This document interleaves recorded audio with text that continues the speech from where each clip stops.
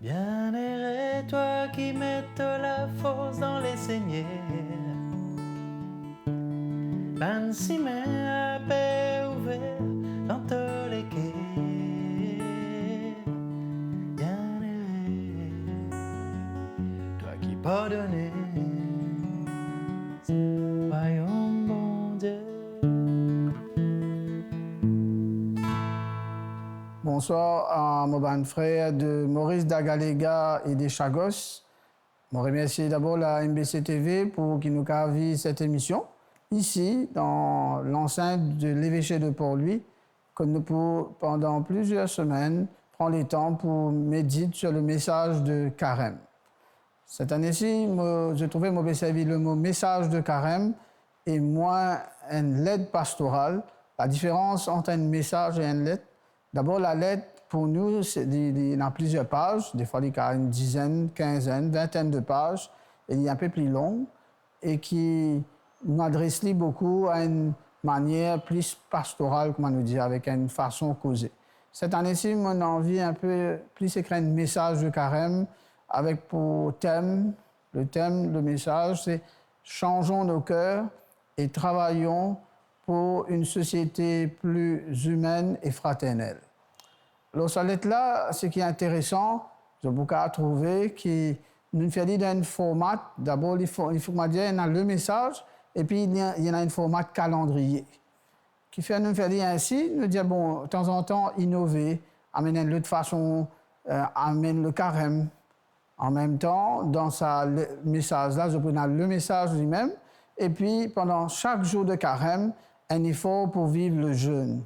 Quand nous disons jeûne dans la foi catholique, nous avons trois dimensions, c'est-à-dire à la fois la dimension de la solidarité humaine avec nos frères, nos sœurs qui, comme si, bien nous, dans la pauvreté. Deuxièmement, vivre la prière.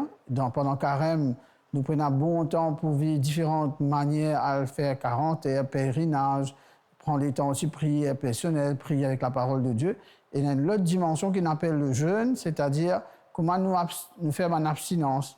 Il y a une question de manger, mais je pourrais marquer que dans ce calendrier de carême, le jeûne est capable d'un jeûne numérique. Au lieu qu'ils nous passent les temps sur le numérique, sur les réseaux sociaux, nous servir d'une autre façon. Jeûner peut-être aussi d'un jugement négatif, jeûner peut-être une colère qui nous tient en vie. Alors le jeûne n'est qu'à prendre différentes formes. Et chaque jour de carême, à partir du mercredi décembre, le 18, quand nous commençons le carême, nous proposons une façon pour jeûner et en même temps vivre sa dimension qui nous appelle pour une société plus humaine et plus fraternelle. Alors, chers frères et sœurs, pour commencer un peu ce temps du carême, on peut proposer différentes réflexions par rapport au message lui-même. Alors, c'est pourquoi ce temps du carême, pour nous, est un temps bien fort, que dans l'Évangile, Jésus propose beaucoup le défi des tentations, que Jésus propose trois tentations bien fortes dans la vie de tout être humain, qui lui-même a accepté de vivre dans ce décor, la tentation de l'avoir, gain plus, avance plus, la tentation du savoir, domine du monde par nous savoir, par ce qui nous connaît, et puis troisième, la tentation du pouvoir aussi, qui montre nous que le pouvoir est capable de faire monter à la tête, et finalement, il est capable de créer beaucoup de tensions et finalement, un conflit, une division. Alors, ces trois dimensions des tentations aussi font partie du combat humain et spirituel qui nous avance dans l'Église et dans la foi, dans la vie humaine, qui nous propose un chemin aussi qui nous appelle de conversion. Alors, chers frères et sœurs, pour cette première émission, voilà mon envie un petit peu présenter un peu la manière dont nous pouvons vivre ce carême avec vous, comment nous pouvons avancer dans la foi et en même temps, quel chemin de conversion à travers ce message de carême. Changeons nos cœurs et travaillons pour une société plus humaine et fraternelle. À vous tous, chers frères de Maurice et d'Agalega, on va dire merci pour ce temps qui nous peut vivre. Merci pour votre présence à travers les réseaux sociaux. Merci de porter aussi cela ensemble dans la prière. Merci à vous.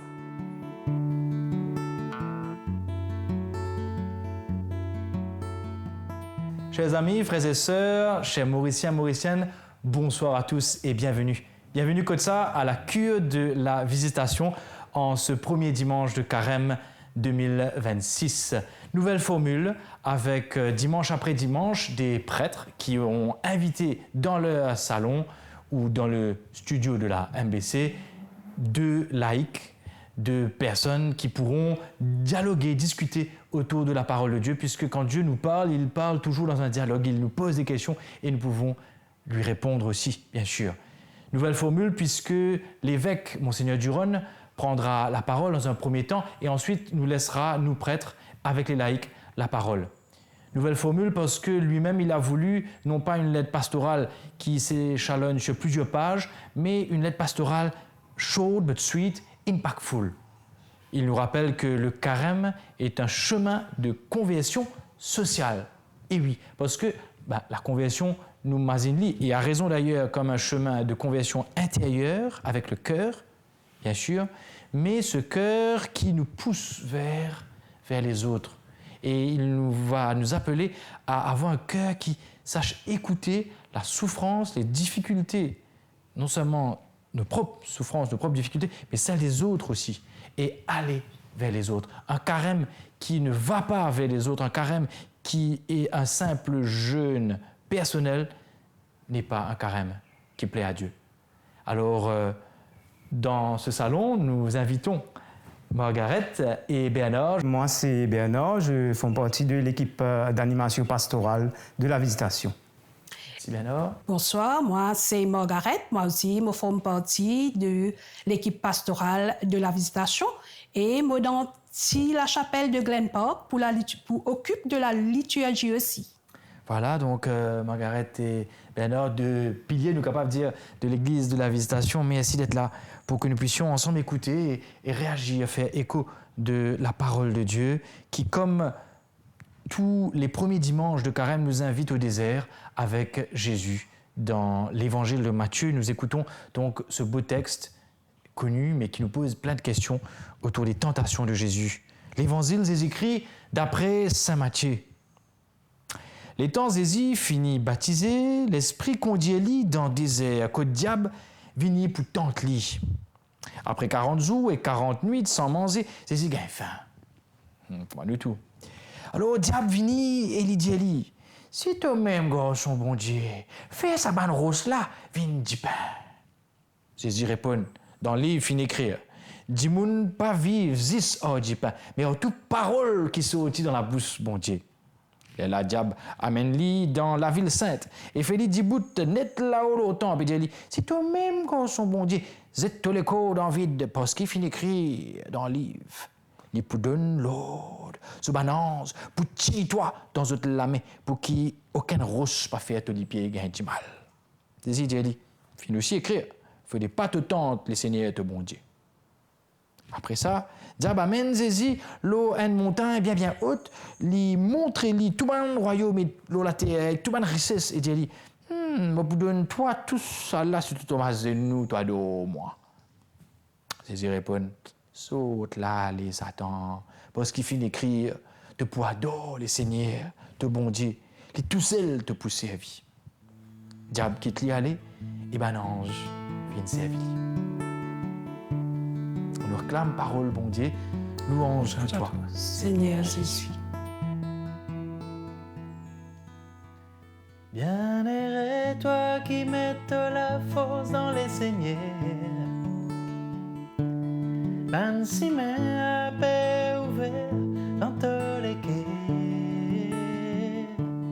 Bienheureux, toi qui pardonnes,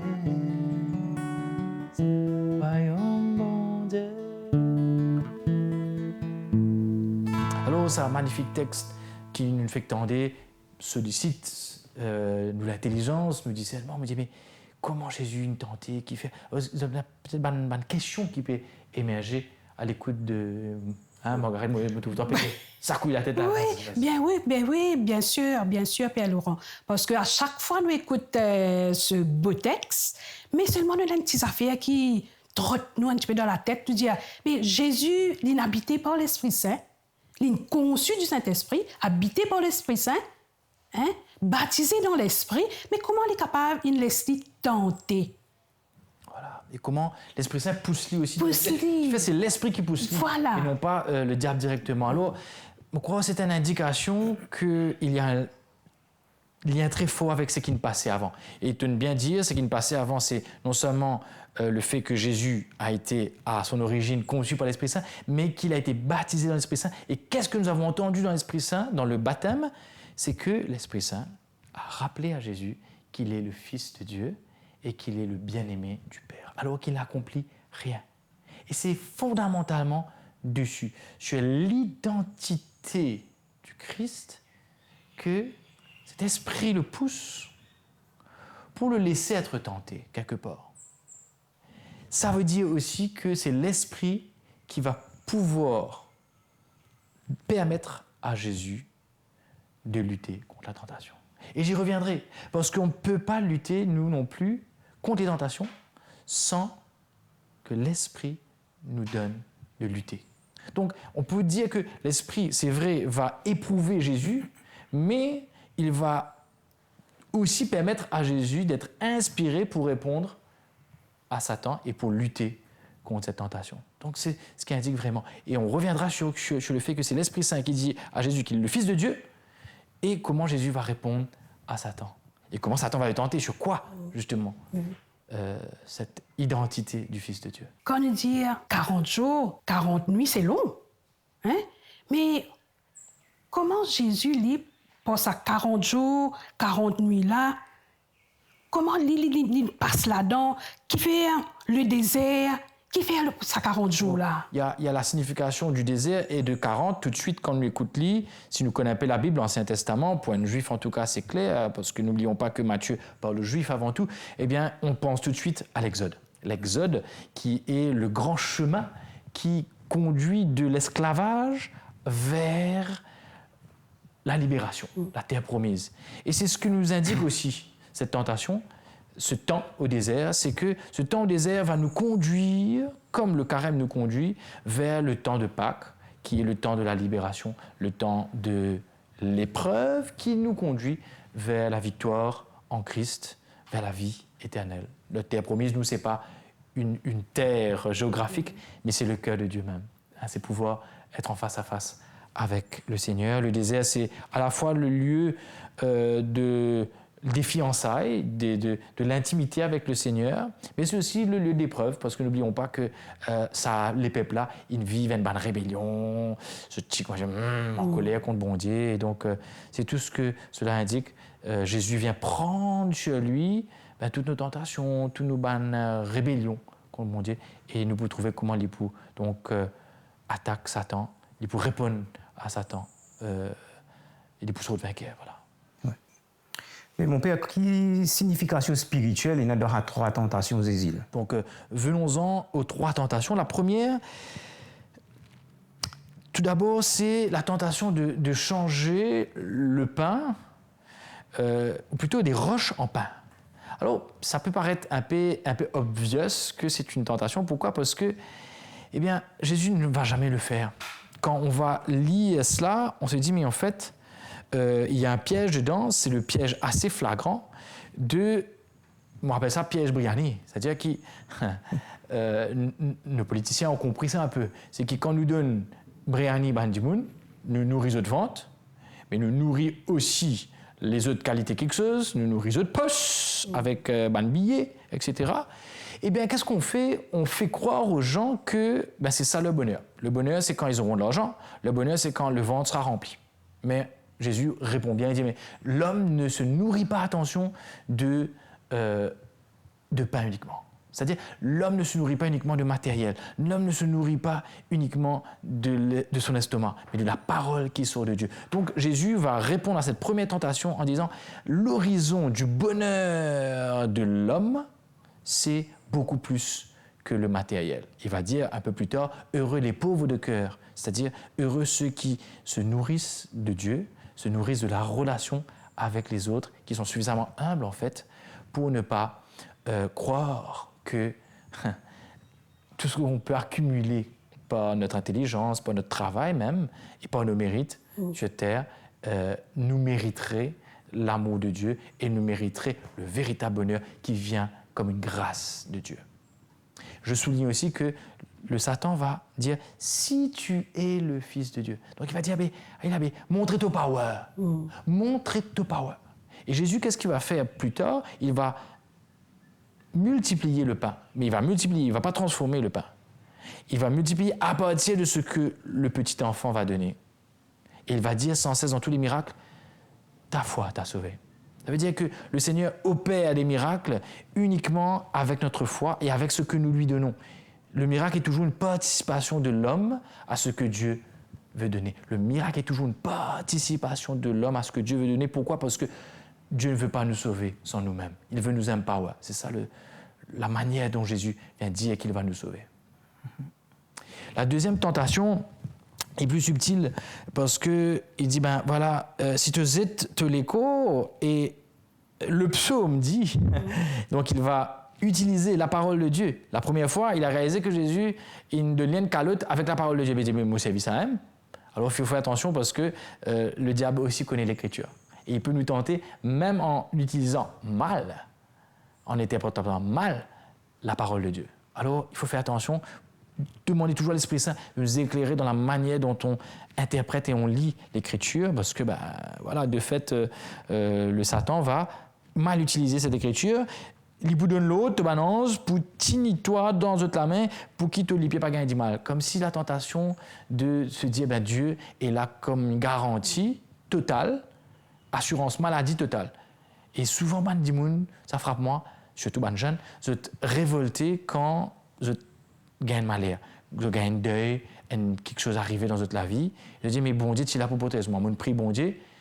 Mais en fait, Dieu ne nous protège pas toujours. Et c'est cette tentation de mettre Dieu comme le garant de notre sécurité. Dieu nous veut en paix, Dieu nous veut en sainteté, mais cette sécurité qui consiste tout simplement à être en bonne santé est un piège parce que on réalise que la santé est fragile et que mieux que la santé, Dieu nous propose le salut, plus que la santé. Donc la guérison, pas uniquement de nos corps, mais de nos cœurs. Et Jésus donc va encore une fois refuser, il va faire des miracles, mais il va refuser de faire des miracles tout le temps. Parfois, il ne peut pas faire des miracles parce qu'il n'y a pas de foi, mais plus il va avancer et plus il va dire, de manière implicite, en annonçant sa mort et sa résurrection, je ne suis pas venu que pour faire des miracles, je ne suis pas magicien, mais je suis venu pour faire le véritable miracle, c'est l'amour qui est plus fort que la mort, que la haine. Et il nous indique déjà de quelle manière il va nous sauver et de quelle manière il va nous aimer. La troisième tentation, c'est la tentation de l'adoration de Satan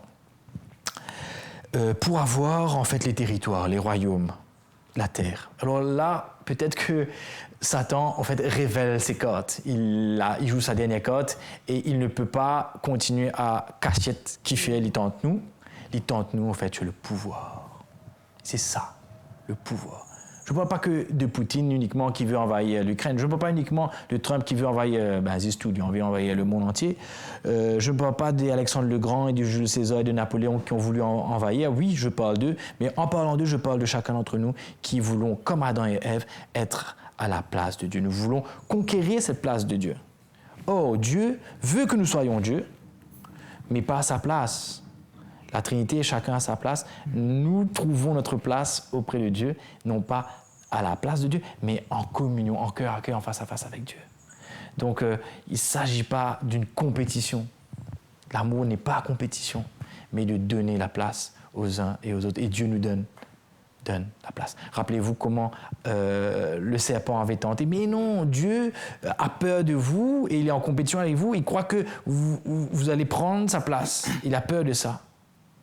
Et c'est ça la tentation finalement, qui pourrait être résumée dans les trois tentations. La tentation du pouvoir, c'est-à-dire prendre le pouvoir, prendre la décision par nous-mêmes de ce qui est bon, de ce qui est mauvais. Et du coup, toujours conquérir les autres, vouloir prendre la place des autres. C'est tellement fort en nous. Voilà. Et comment cette tentation-là rejoint nous, donne-nous la vie aujourd'hui? Et comment Jésus il peut montrer nous pour résister à sa même tentation? Bonne question, Bernard, parce que les tentations de Jésus, en fait, rejoignent toujours nos propres tentations. La tentation du pouvoir n'est pas uniquement celle de Jésus qui doit montrer son power. Il est venu pour une mission, donc il doit réussir, il doit l'accomplir. Donc du coup, il est le Fils de Dieu, il a besoin show off, il a besoin, montrer son power, quoi, pour qu'il m'a dit, croire. Mais sinon, que il peut aller, cela vie pour un échec. Mais sa vie, en effet, humainement, sera un échec sur la croix.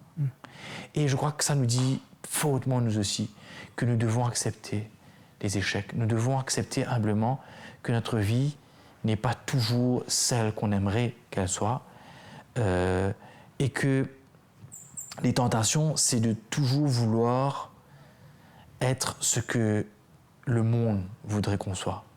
Satan, c'est le monde. Satan, c'est le tentateur qui nous dit, si tu veux que la foule te suive, si tu veux que tu sois populaire, si tu veux montrer ton power, eh bien, tu dois écraser les autres. Et tu dois montrer toujours des choses extraordinaires. En fait, ce qui est extraordinaire, c'est que nous puissions être en compassion envers les plus pauvres, les plus démunis. Et je suis très heureux que l'évêque parle de conversion sociale, parce que c'est ça. La conversion sociale, c'est de renoncer à notre pouvoir pour croire qu'on puisse éradiquer la pauvreté. Bien sûr, personne n'aime la pauvreté, mais on n'éradique pas la pauvreté comme ça. On rejoint le pauvre, on l'écoute, on est patient avec lui.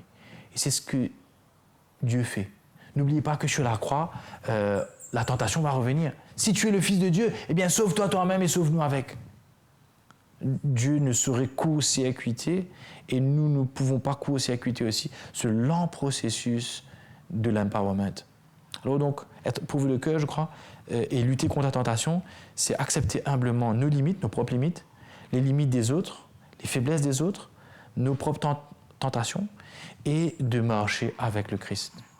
Et de savoir que c'est lui qui est victorieux. Voilà. Aujourd'hui, c'est le premier dimanche du carême. Comment nous sommes capables de faire pour nous imiter Jésus, pour ne pas tomber dans la tentation? Là, en ce moment, il y a beaucoup de tentations qui rôdent parmi nous. Comment nous sommes capables de faire pour nous imiter Jésus? En effet, aujourd'hui, il y a beaucoup de tentations. Mais j'ai envie de dire, les tentations sont universelles et de tout temps. Tout temps, l'homme a été tenté. Paul disait, et moi, quand j'ai appris ça, quand j'ai entendu ça pour la première fois, je dis, mais moi, la vie pour moi, toi, tu vis il y a 2000 ans de ça.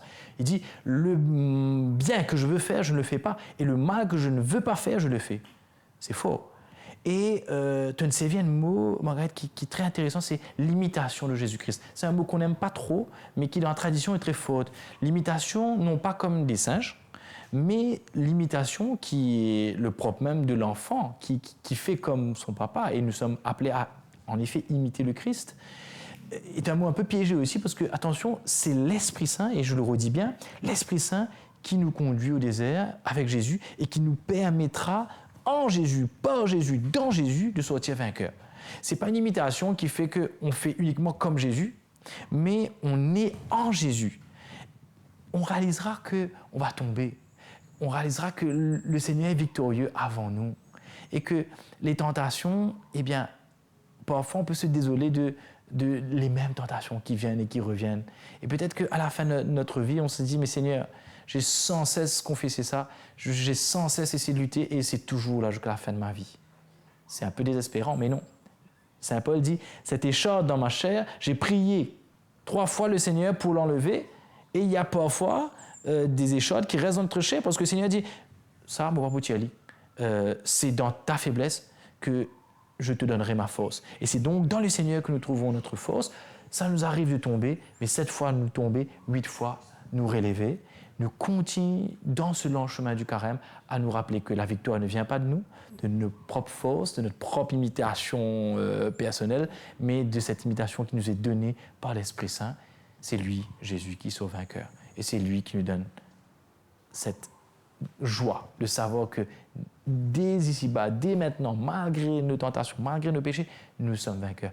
Et donc je termine avec cette belle phrase d'espérance de Saint Paul. Or, nous pouvons vainqueur grâce à lui, grâce à son amour, nous sommes vainqueurs de la tentation. Nous avons ouvert le livre, il est temps de le refermer maintenant. Frères et sœurs, merci de nous avoir suivis. C'était donc le Père Laurent Rivette dans le salon de la cure de la visitation avec Bernard et Margaret pour cette émission de Carême, premier dimanche de Carême. Bonne suite et bon Carême à tous.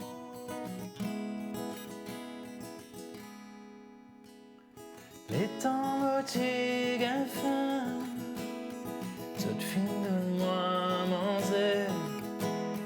Les temps motifs soir, et l'os en amené. Mochi en étranger, saute les bras, fina que moi. La tienne à l'as de moi, son abîme.